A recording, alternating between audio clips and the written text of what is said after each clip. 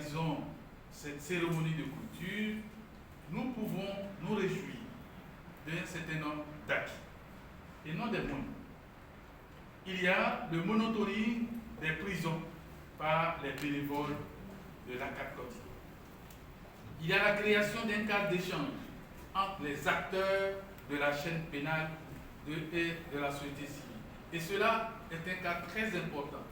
Ça manquait à un certain nombre d'acteurs dans certains pays et de tels types de projets n'ont pas aussi bien réussi qu'en Côte d'Ivoire.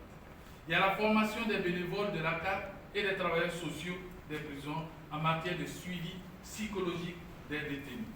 Il y a la sensibilisation des populations sur les droits fondamentaux des détenus. La publication d'études sur les conditions de détention.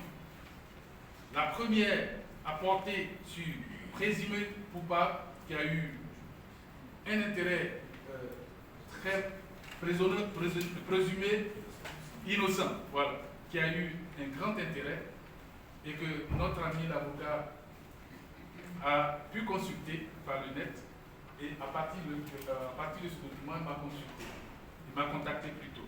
Aujourd'hui, c'est une autre étude qui voit le jour sur la condition des femmes et des mineurs, avec le CEDAP à Grenoble.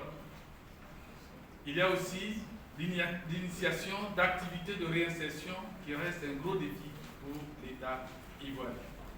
La CAT Côte d'Ivoire est aujourd'hui la locomotive de ce projet en Afrique. Je crois que le film l'a suffisamment signalé.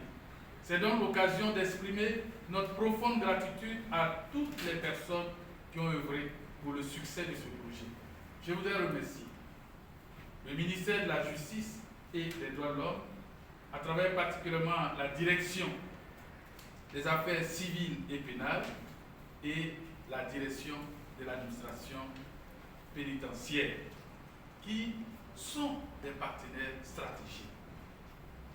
Nos remerciements aussi vont à l'endroit de nos partenaires financiers, en l'occurrence l'Union européenne, notre plus gros bailleur, et grâce à qui la CAT Côte d'Ivoire a remporté le prix du CNDH. Et c'est pourquoi je souhaite qu'on puisse ovationner l'Union européenne.